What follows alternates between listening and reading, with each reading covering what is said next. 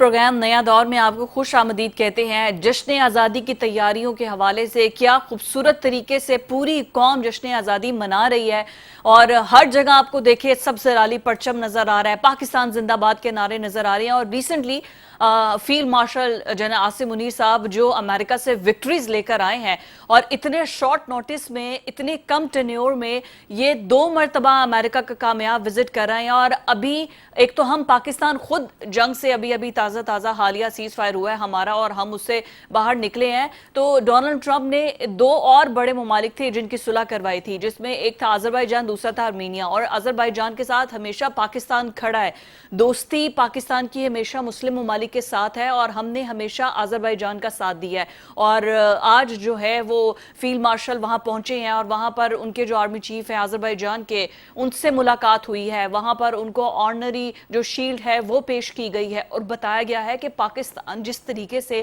ہمارے ساتھ کھڑا ہے ہم اس کو قدر کی نگاہ سے دیکھتے ہیں، پاکستان کی جتنی کوششیں ہیں اس کی تعریف کی گئی ہے۔ اس کے علاوہ جو تجارتی معاہدے ہیں وہ آنے والے وقت میں ہونے جا رہے ہیں، یہ ایک بہت بڑی اچیومنٹ ہوں گی اور اس کا کریڈٹ ہمارے فیلڈ مارشل صاحب کو جاتا ہے جو کہ پوری دنیا میں پاکستان کا کیس جو ہے وہ پلی کرے۔ ایک طرف فورن ڈپلومیسی ہے، ایک طرف ہے ہمارے جو ملٹری رول ہے، جو ملٹری اسٹیبلشمنٹ ہے کہ اگر وہ بڑے بڑے ممالک میں جا رہے ہیں، ملاقاتیں کر رہے ہیں تو اس میں پھر پاکستان اسٹیٹ انٹرسٹ کو پہلے رکھا جا رہا ہے۔ تو ابھی جو ان دونوں اہم رہنماؤں کی ملاقاتیں ہوئی ہیں، بہت سے پازیٹیو خبریں جو ہیں وہ آ رہی ہیں اور آگے چل کے جو ہے پاکستان میں انویسٹمنٹ بھی ہوگی اور گورنمنٹ ٹو گورنمنٹ بہت سے معاہدے کیے جائیں گے۔ آذربائیجان پاکستان کے اندر جو انویسٹمنٹ ہے اس کو کرنے میں انٹرسٹڈ ہے اور اس نے جس طریقے سے اس پوری جنگ کی صورتحال میں اور سیز فائر میں پاکستان کا جو کردار تھا، پاکستان نے جس طریقے سے اپنے برادر مسلم ممالک کی ساتھ دیا ہے اس کو بڑی قدر کی نگاہ سے دیکھتے ہیں۔ تو اس کو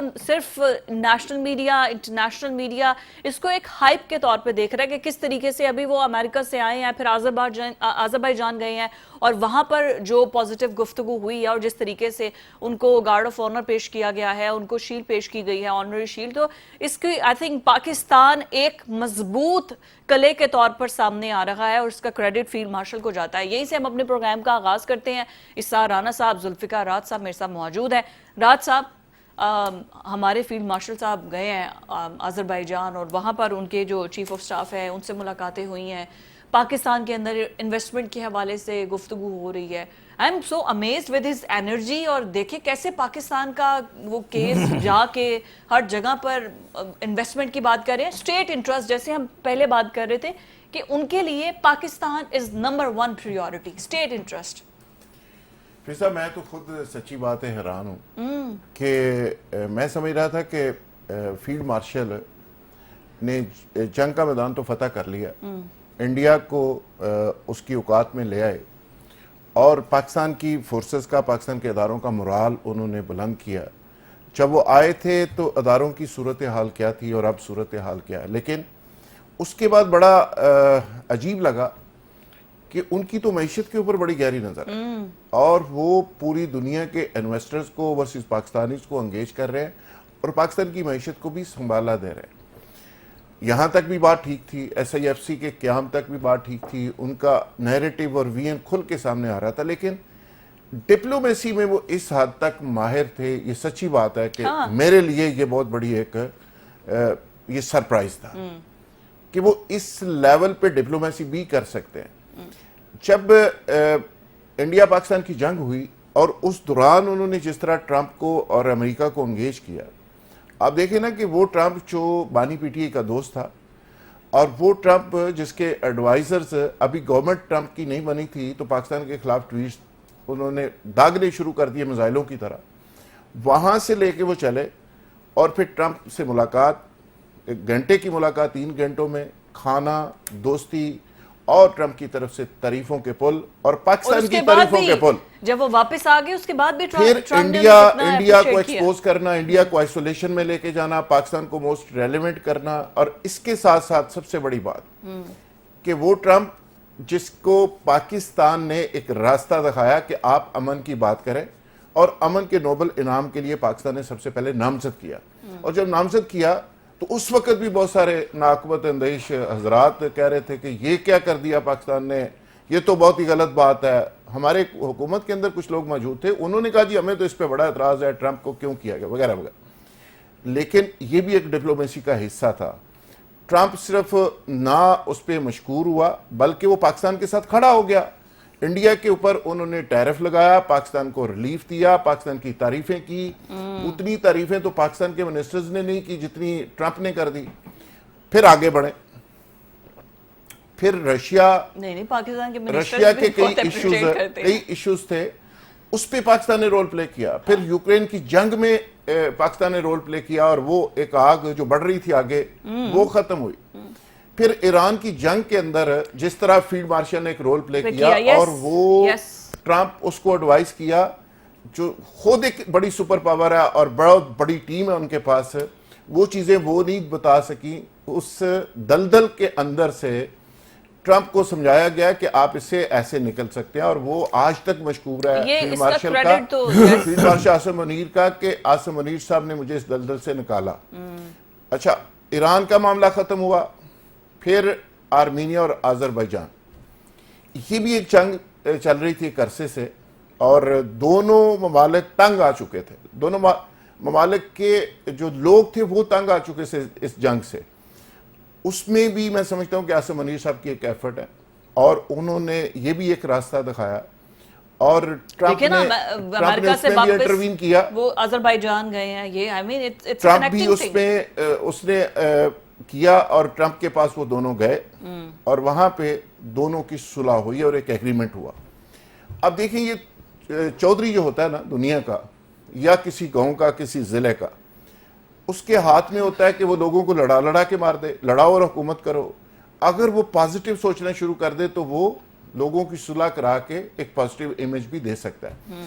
تو ٹرمپ نے اب تک جو صورتحال کی ہے, اور آگے چل کے یہی ٹرمپ کی اگر سپیرٹ رہی اور پاکستان کے ساتھ جو ریلیشنز ہیں وہ اسی طرح چلے, تو کشمیر کے ایشو کے اوپر بھی ٹرمپ کا ایک فیصلہ کن کردار ہوگا, اور انڈیا اس پہ بھی مایوس ہوگا. اور آخری بات میں کہتا چلوں کہ اسی ڈپلومیسی کا یہ نتیجہ ہے کہ عاصم منیر صاحب بہت جلدی پاکستان کو ایک اور خوشخبری سنانے والے ہیں کہ پاکستان G20 اور G10 تک بھی جائے گا, اور یہ انڈیا آپ کو پیچھے نظر آئے گا اور پاکستان آگے نظر آئے گا. کس کی خواہش نہیں ہے, ہم تو G7 تک کہہ رہے ہیں کہ ہم آگے تک جائیں. کیوں, why not? G7 اس کے بعد ہے انشاءاللہ. ہمارے جو ہم کیوں نہ بیٹھیں جہاں پر ہماری بات کی بھی سے ہو, اور ہمارے پاس بھی جو ہے وہ اتنا ہو کہ پوری دنیا کی نظریں پاکستان کے ووٹ پر ہوں.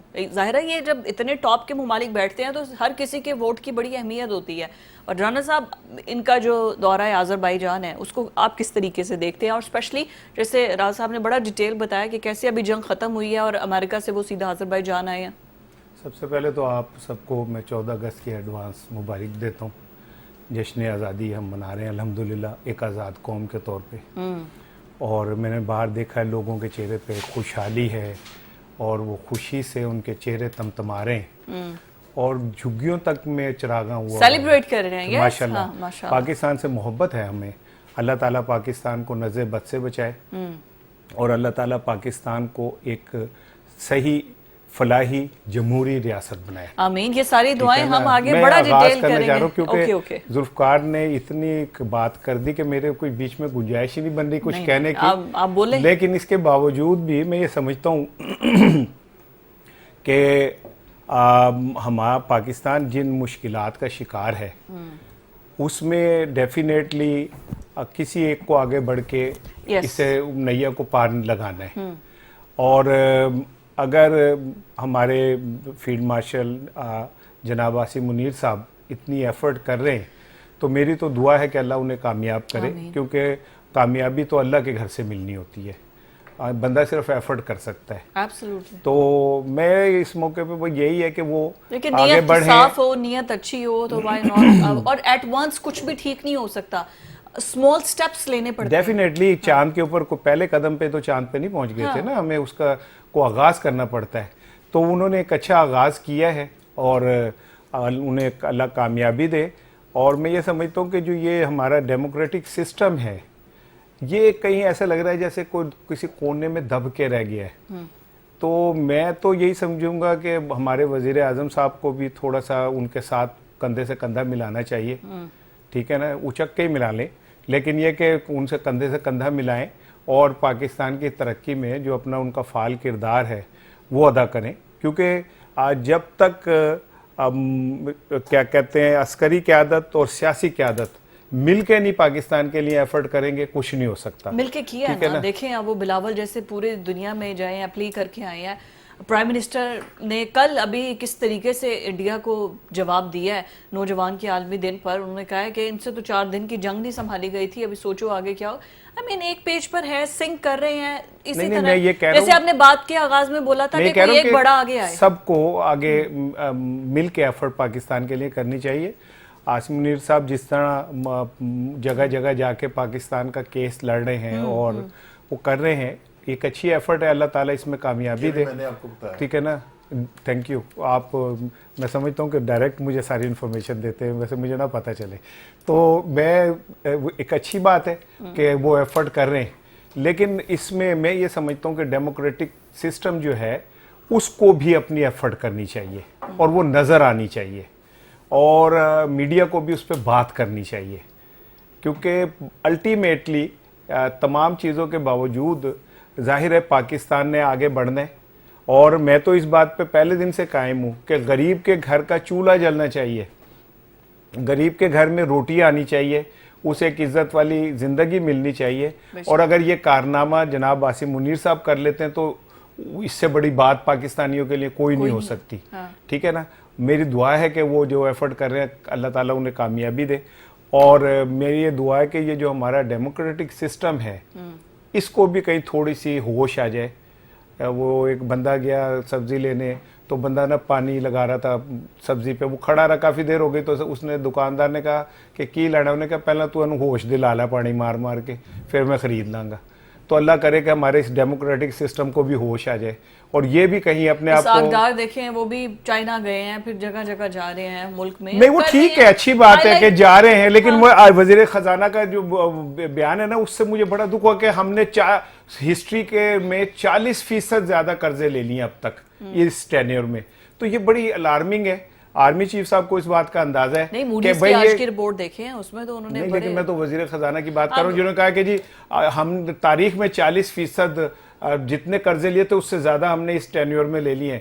تو یہی وجہ ہے کہ آرمی چیف صاحب پوری دنیا میں پھر رہے ہیں کہ ہم کسی طرح کوئی اس طرح کا کریں کہ ہم اس قرض کی دلدل سے نکل آئیں. لیکن مجھے لگتا ہے کہ یہ جو حکمران ہیں نا یہ انہیں سمجھ نہیں آ رہی, نااہل سے لوگ ہیں, قرضے پہ قرضہ لیے جا رہے ہیں اور ملک پہ جا رہے ہیں. نہیں وہ یہ کوئی وزیر خزانہ خود کہہ رہا ہے کہ جتنا ہسٹری میں لیا اس کا 40% ہم نے اس میں لے لیا ڈبل, یعنی کہ یہ بڑی بات ہے. اور آرمی چیف صاحب جس طرح لگے ہوئے ہیں کہ سعودی عرب, UAE, امریکہ, مجھے امید ہے کہ انشاءاللہ ایک دن ایسا سورج جائے گا, نکلے گا, جس میں ہمارے پاکستانیوں کے لیے ایک اسرت زدہ دن ہوگا انشاءاللہ. Why not. اور راحت صاحب پولیٹیکل لیڈرشپ جو ہے وہ ٹھیک ہے, ظاہر ہے انہوں نے پورا سپورٹ دیا ہے, اور پھر اس کے بعد آرمی چیف جا کر یہ پورا سسٹم اور جس طریقے سے کر رہے ہیں, I mean this is it should be good کہ ایک پولیٹیکل اور اسٹیبلشمنٹ اکٹھے مل کے ملٹری اور جا کے ہمارا جو کیس ہے یا ہمارے جو اکانومی ہے اس کو بہتر کرنے کے لیے اپنا رول ادا کریں.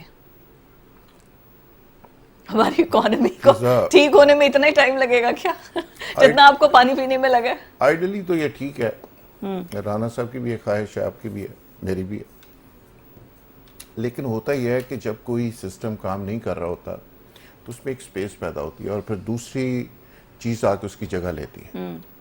مثلا اگر ہماری عدالتیں بہت آئیڈیل کام کر رہی ہوں تو کبھی آرمی کورٹس کا سوال اٹھے ہی نہ, کبھی کوئی اور سپیڈی ٹرائل کورٹس اور فلاں اور فلاں اور فلاں. یہ تب سوال اٹھتے ہیں جب آپ کا سسٹم فنکشنل نہیں ہوتا اور کام نہیں کر رہا ہوتا. اگر سیاستدان بہت آئیڈیل کام کر رہے ہوں تو میرا خیال ہے شاید اس میں کبھی بھی کسی آرمی چیف کی گنجائش ہی نہ ہو کہ وہ کچھ کرے. سوال یہ ہے کہ جب کرنا ہی نہیں, ہر ضلع کے اندر کرپشن, 2 نمبری, لوٹ مار اور فنڈز کے نام پہ اور MNS کے رشوت کے نام پہ, اس سارے کاموں میں دھندوں میں صبح شام ہم نے سب کچھ وہ کرتے رہنا ہے, تو پھر ایک اصل کام کرنے کی ایک سپیس پیدا ہوتی ہے. وہ کوئی بھی شخص آ کے کرتا ہے, لیڈ کرتا ہے, وہ عاصم منیر صاحب ہوں یا کوئی اور ہوں, تو پھر لوگ اس کی طرف متوجہ ہوتے ہیں. تو میں یہ سمجھتا ہوں کہ یہ بڑا ریلیونٹ کویسچن ہے اور بڑے افسوسناک بھی ہے کہ ہمارا جو پولیٹیکل سسٹم ہے اوور آل اس میں کسی ایک بندے کی میں بات نہیں کر رہا. میں سمجھتا ہوں یہ سسٹم گورنیبل نہیں رہا. ٹھیک. اس کے اندر میجر ریفارمز کی ضرورت ہے اور جب تک آپ اپنے پولیٹیکل سسٹم کے اندر میجر ریفارمز نہیں کریں گے یہ پولیٹیکل سسٹم نہ ڈیلیور کر سکتا ہے نہ آگے چل سکتا ہے. آپ کو جوڈیشری کے اندر بڑی میجر ریفارمز کی ضرورت ہے, آپ کو پولیٹیکل سسٹم کے اندر ضرورت ہے. آپ کو جتنی پاکستان کے اندر آپ کو انکروچمنٹ نظر آتی ہے, یہ انکروچمنٹ صرف یہ نہیں ہے کہ اسلام آباد میں مدرسے بن گئے ہیں گرین بیلٹ کی جگہ پہ, یہاں پہ ہر طرح کی انکروچمنٹ اس ملک کے اندر ہوئی راج صاحب آپ جو بات کر رہے جہادیوں ہیں کی انکروچمنٹ ہوئی ہے, وکلا کو تھوڑی عزت ملی وہ میکسیمم سپیس لے گئے, یعنی ہر شعبہ زندگی کے اندر انکروچمنٹ آپ کو نظر آئے گی. ایسے ہی ہے وہ جب تک آپ ساری انکروچمنٹ ختم نہیں کرتے اور ریاست اپنے پاؤں کے اوپر کھڑی نہیں ہوتی اپنی پوری طاقت اور رٹ کے ساتھ, پاکستان کی ریاست ہو یا کوئی اور ہو وہ سروائیو نہیں کر سکتی, وہ آگے بڑھی نہیں آپ سکتی. ریفارمز کی جو بار بار بات کر رہے ہیں, مجھے بریک پر جانا رانا صاحب کوئکلی, ریفارمز تو آلریڈی ہم نے اتنی زیادہ کر لی ہیں. ریفارمز کی بات نہیں ہے, امپلیمنٹیشن کی بات ہے. نہیں امپلیمنٹیشن نہیں ہے. ذوالفقار کی خواہش پہ 27ویں ریفارمز آنے والی ہے, اس سے ساری چیزیں ٹھیک ہو جائیں گی اور دودھ کا یہ دودھ پانی ریفارمز کا نہیں, یہ تو پانی انجینئرنگ ہے. یہ ریفارمز تھوڑی ہیں, انجینئرنگ ہے. Reforms major reforms. یہ جو آپریشن 26ویں ترمیم تھی یہ انجینئرنگ تھی. آپریشن کلیم نہیں, یہ 26ویں ترمیم انجینئرنگ تھی. میرا خیال آپریشن کی ضرورت ہے. نہیں ویسے یہ جو تھی یہ 27ویں جو آئے گی وہ انجینئرنگ ہوگی.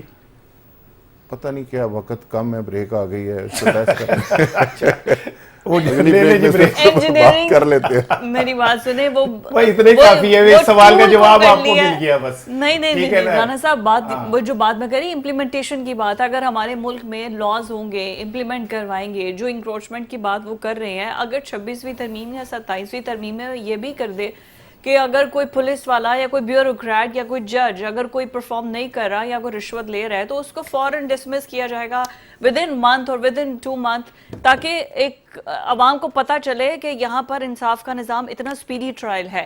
مجھے ایک بریک پر جانا ہے, اسٹے ود اس.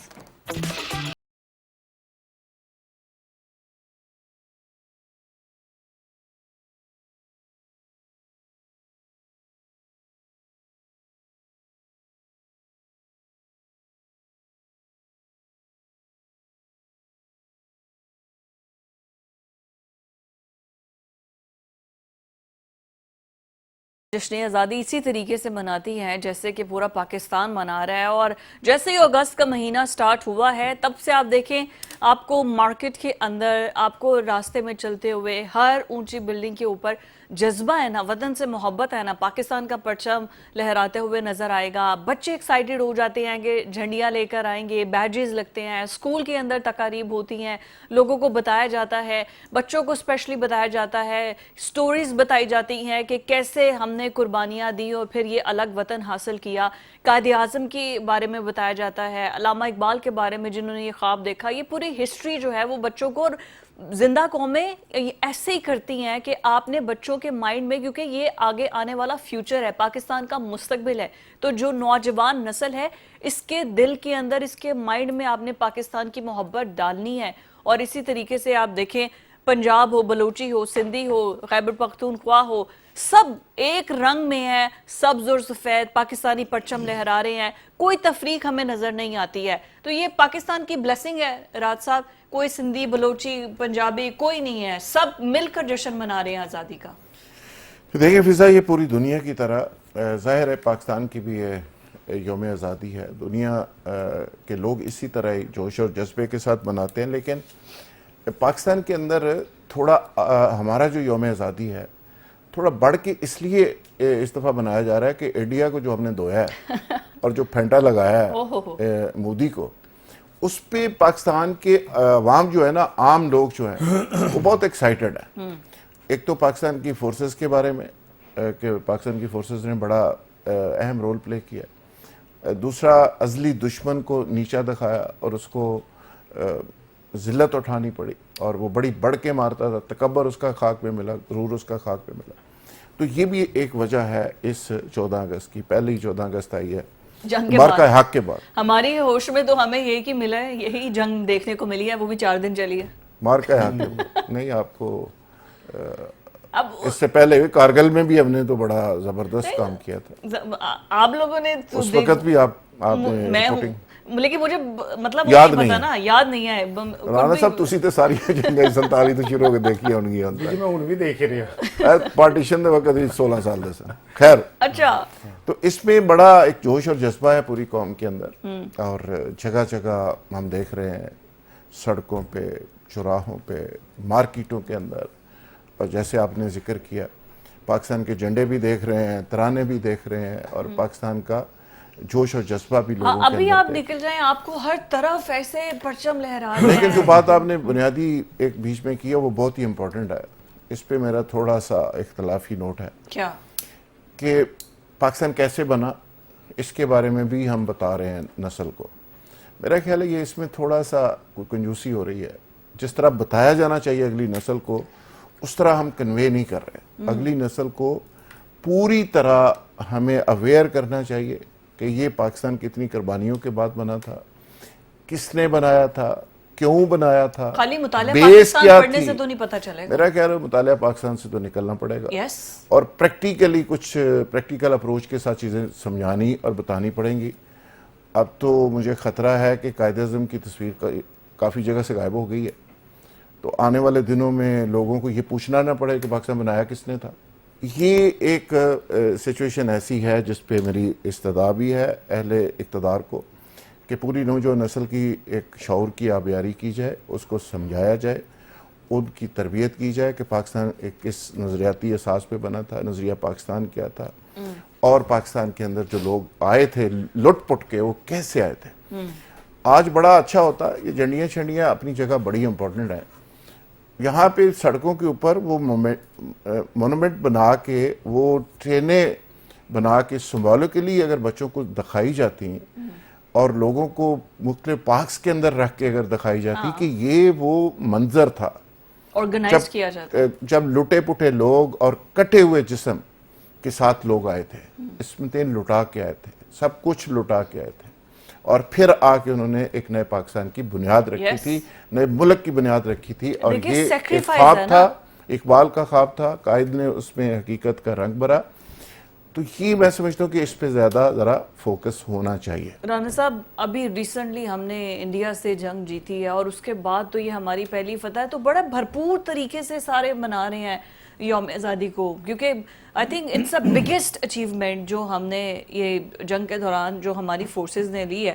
اور وہاں پر مسلمانوں کا حال دیکھیں انڈیا میں کیا ہو رہا ہے, کیا رائٹ ڈیسیژن ہے. وہ لوگ جو اپنے کاروبار, اپنے گھر بار, اپنی جائیدادیں چھوڑ کے پاکستان آ گئے, اور آئی تھنک ابھی تو یہ بالکل جو 76 سال گزرنے کے بعد ہمیں تو صحیح نظر آ رہا ہے کہ ہمارے بڑوں نے کتنا اچھا فیصلہ ہمارے لیے لیا تاکہ ہم سیف اینڈ ساؤنڈ ایک اس پاکستان کے اندر رہیں.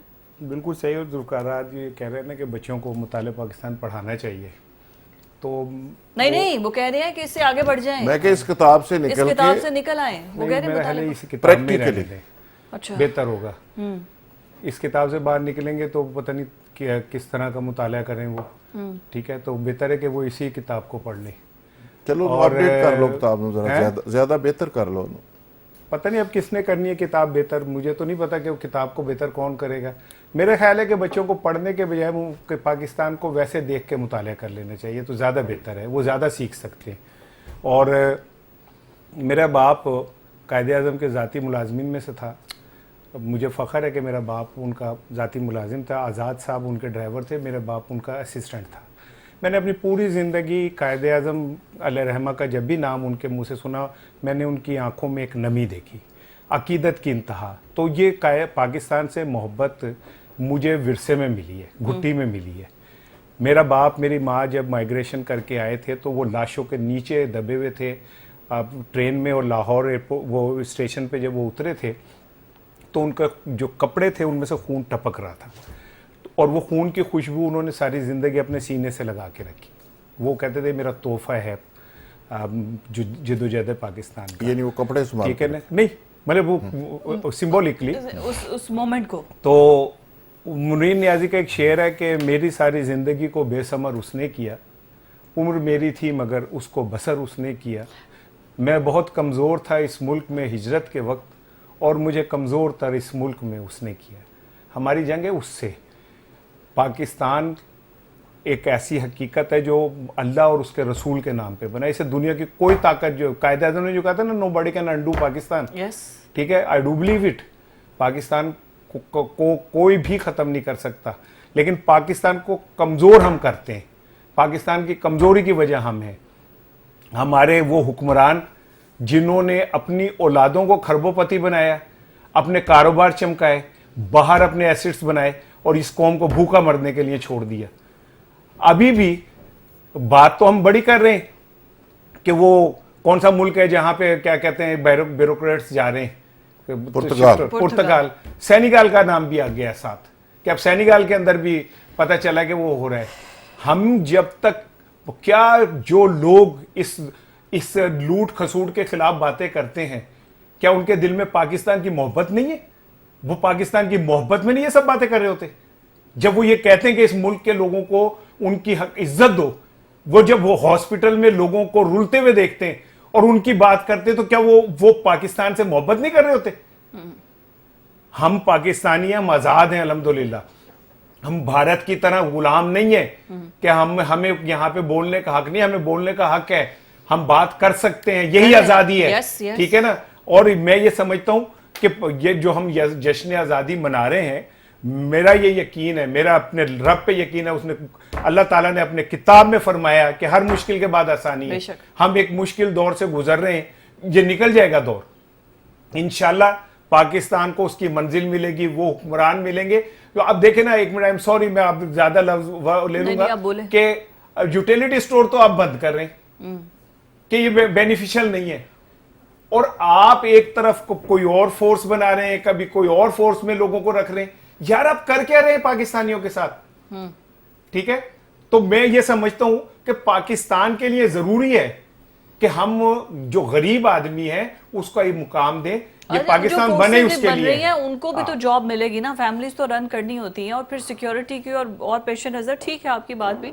راج صاحب, ہم چونکہ یوم آزادی اور جشن اور اس کی بات کر رہے ہیں, جیسے میں نے پہلے رانا صاحب سے کہا کہ ہمیں تو یہ بہت شکر ادا کرنا چاہیے کہ ہم انڈیا کے اندر اگر ہوتے ہیں, یا یہ سب کانٹیننٹ ہم علیحدہ نہ ہوتے, تو ہمارے بچوں کو پتہ چلنا چاہیے کہ وہاں پر مسلمانوں کے ساتھ کیا کر رہا ہے. کبھی گائے کے نام پر, کبھی مسجد کے اندر مار دیا, زندہ گھروں کے اندر لوگوں کو جلا دیا گیا ہے. یہ سب کچھ انڈیا میں کیا گیا. آزادی کتنی بڑی نعمت ہے, یہ فلسطین کے لوگوں سے پوچھنا چاہیے. آزادی کتنی بڑی نعمت ہے, یہ کشمیر کے لوگوں سے پوچھنا چاہیے. آزادی کتنی بڑی نعمت ہے, میرا خیال ہے یہ بوسنیا کے اندر جو کچھ لوگوں پہ گزرا ان سے پوچھنا چاہیے. اور آزادی کتنی بڑی نعمت ہے انڈیا کے اندر جو مسلمانوں کے اوپر ظلم ہو رہا ہے ان سے پوچھنا چاہیے. آزادی بہت بڑی نعمت ہے, اور ہم آزاد فضاؤں کے اندر زندہ ہیں.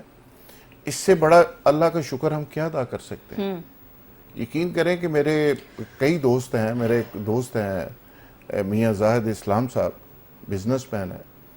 وہ کہتے ہیں کہ یار میں ہر روز جب گھر سے نکلتا ہوں, میں 2 نفل اپنے والد یا والدہ کے لیے پڑھتا ہوں, اور 2 نفل حضرت قائد اعظم کے لیے پڑھتا ہوں.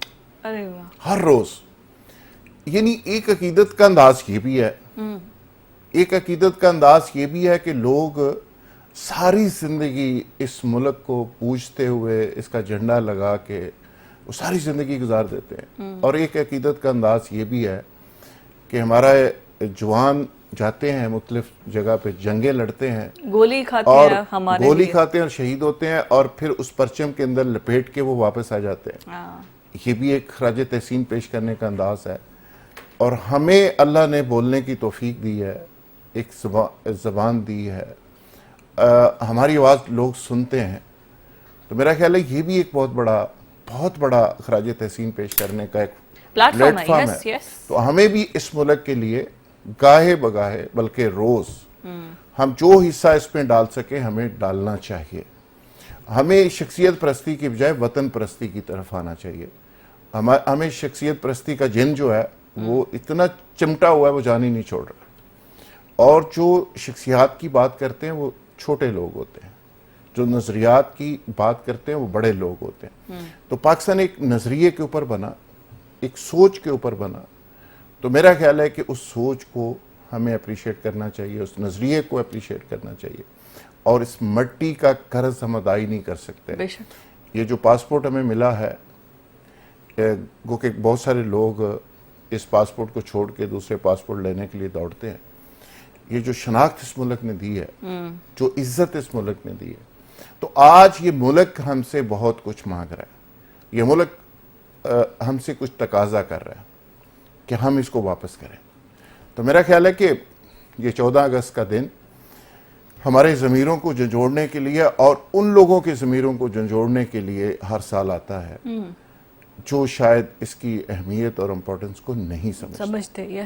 تو ہمیں آج پھر یہ عہد کرنا چاہیے کہ ہم ایک اچھے پاکستانی بنیں گے, ہمارے شر سے ہر شخص محفوظ رہے گا, ہمارے ظلم سے ہم ظلم نہیں کریں گے, مظلوموں کے ساتھ کھڑے ہوں گے.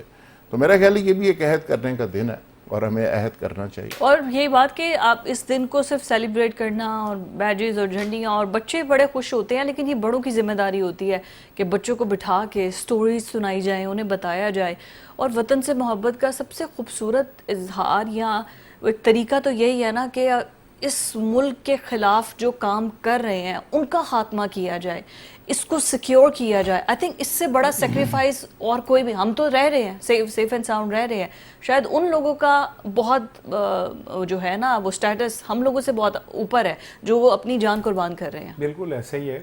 ان کو تو جو ہمارے عظیم سپوت ہیں ان کے لیے تو ہم کوئی بھی لفظ بولیں وہ پورا نہیں اترتا. جس طرح وہ پاکستان کی حفاظت کے لیے جان کی قربانی دے رہے ہیں, اس کو زندگی سے پیار نہیں ہے. اس ماں سے پوچھیں نا جس کا جوان پاکستان کی حفاظت کرتے ہوئے شہید ہو جاتا ہے, یا اس بہن سے پوچھیں, یا اس بھائی سے پوچھیں جس کا بازو کٹ جاتا ہے, یا اس باپ سے پوچھیں جس کا بڑھاپے کا سہارا کٹ جاتا ہے. ان کو تو ٹریبیوٹ ہم دے ہی نہیں سکتے. میرا یہ یقین ہے کہ جب وہ شہادت کا درجہ پا کے جاتے ہوں گے تو سیدنا امام حسین, سیدنا امام حسن ان کی پذیرائی کرتے ہوں گے, حضرت علی ان کو گلے سے لگاتے ہوں گے. میرا یقین ہے کہ ان شہداء کو نبی پاک صلی اللہ علیہ وسلم ان کے ماتھے پہ بوسہ دیتے ہوں گے. وہ ان کی شہادتوں کو تو ہم کر ہی نہیں سکتے. نہیں بالکل. لیکن میری ایک چھوٹی سی التجا ہے کہ 15 اگست کو بھی یوم پاکستان منائیں. جو جھنڈیاں آپ زمین پہ گرا دیتے ہیں نا جھنڈے پاکستان کے, انہیں اٹھائیں, ان پہ سے ٹائر گزارتے ہیں, جوتوں سے جا رہے ہوتے ہیں. محبت یہ نہیں ہے کہ آپ کتنے اسٹیکر لگاتے ہیں, محبت یہ کہ ان اسٹیکر کو عزت کتنی دیتے ہیں. محبت یہ نہیں ہے کہ آپ پرچموں کتنے لہراتے ہیں, محبت یہ کہ ان پرچموں کو زمین پہ گرنے سے روکتے ہیں یا نہیں روکتے. باقی جو ذوالفقار بھائی کہہ رہے ہیں کہ ہمیں اپنی ذمہ داریاں بڑھانی چاہیے, کل سے میں اپنے ٹیکس ڈبل کر دوں گا. کہوں گا کہ میں روٹی خریدوں تو ٹیکس ڈبل کر دیں, بجلی استعمال کروں تو ٹیکس ڈبل کر دیں, میں پیٹرول لوں تو ٹیکس ڈبل کر دیں, گیس استعمال کروں تو ٹیکس ڈبل کر دیں, میرے بچوں کے کپڑے خریدوں تو ٹیکس ڈبل کر دیں, دودھ خریدوں تو ٹیکس ڈبل کر دیں. میں پاکستان سے محبت کرتا ہوں کیونکہ قربانی میں نہیں دینی ہے, ٹھیک ہے, باقی کسی کی ذمہ داری نہیں ہے. ذمہ داریاں تو سب نے بانٹنی ہیں, بانٹیں گے تو ہی پاکستان کو ترقی دیں گے. اور فرداً ہر انڈیویجول پہ کیا ذمہ داری ہوتی ہے, پاکستان نے ہمیں تو بہت کچھ دیا ہے, ہم کیا دے رہے ہیں, اس پر بات کرتے ہیں آفٹر دس بریک.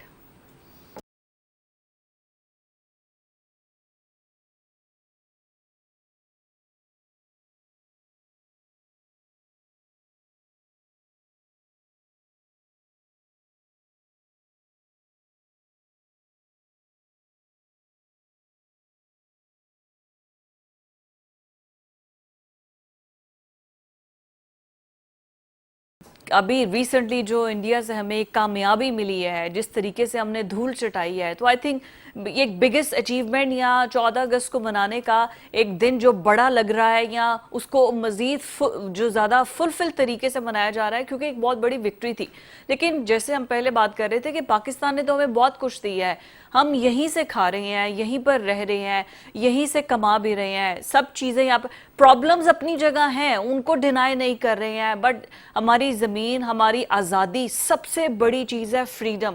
اگر آپ کو ایک بند کمرے میں رکھ دیا جائے جائے اور آپ نے رہنا ہی وہاں پر ہے تو یہ کتنی بڑی گھٹن اور کتنا ظلم اور زیادتی ہوگی. تو یہ جو پاکستان آپ کو ملا ہے، آزاد ہے، آپ اپنی مرضی سے آ رہے ہیں جا رہے ہیں، کوئی آپ کو پوچھنے والا نہیں ہے، کوئی کہنے والا نہیں ہے کہ تم مسلمان ہو تو یہاں گھر نہیں بنا سکتے جیسے انڈیا میں ہو رہا ہے.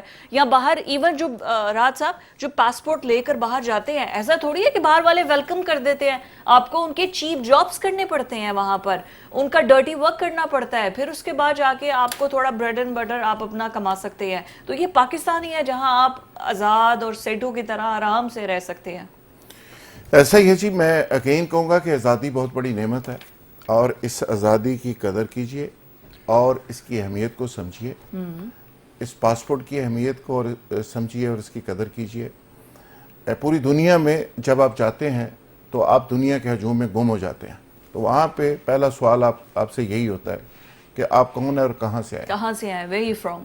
تو بہت سارے لوگ ایسے ہیں جن کی آئیڈینٹیفیکیشن ہی بیچاروں کی نہیں ہے. کوئی مہاجر ہیں، کوئی اپنا ملک چھوڑ کے کسی جگہ پناہ لیے ہوئے ہیں، کسی کے پاس پاسپورٹ نہیں ہے.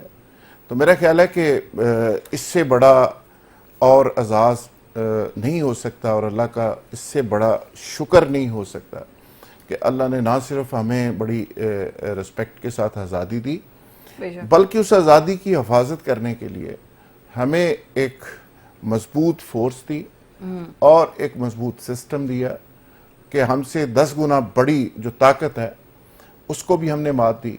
میں یقین کہوں گا، پوری قوم کو کہوں گا کہ اس یوم آزادی کے اوپر آپ عہد کریں، آپ وعدہ کریں کہ آپ حق اور سچ کی بات کریں گے. آپ اس ملک کے ساتھ کھڑے رہیں گے اس شہری کی طرح جس طرح پوری دنیا کے اندر لوگ ایک محب وطن لوگ اور پیٹریوٹک لوگ اپنے اپنے ملک اور قوم کے ساتھ کھڑے رہتے ہیں.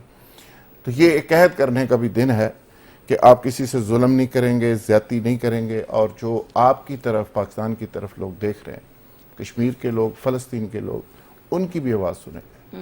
بالکل ٹھیک ہے. اور ان کی آواز کیا سننی ہے، ہم تو پہلے کہتے ہیں کہ ان کو آزاد کیا جائے، ہم ان کے مطالبے کے ساتھ کھڑے ہیں. رانا صاحب آپ کیا میسیج دینا چاہیں گے جشن آزادی کے حوالے سے، and plus all the people especially جو نوجوان باہر نکل آتے ہیں سڑکوں پر، اور یہ کس قسم کی آزادی ہے؟ دیکھیں، آزادی بیسیکلی نا قانون کے آگے سر جھکانے کا نام ہے. یہ بڑی باریک سی بات آپ کو میں سمجھا رہا ہوں کہ آزاد قومیں وہ ہوتی ہیں جو قانون کی قید میں ہوتی ہیں. یس یس، ٹھیک ہے. آزادی یہ نہیں ہے کہ آپ اپنے جسم پہ چمکیلا لگا کے نوجوان لڑکے اور خواتین کی گاڑیوں کے آگے بیہودہ ڈانس کریں یا بیہودہ انداز اپنائیں.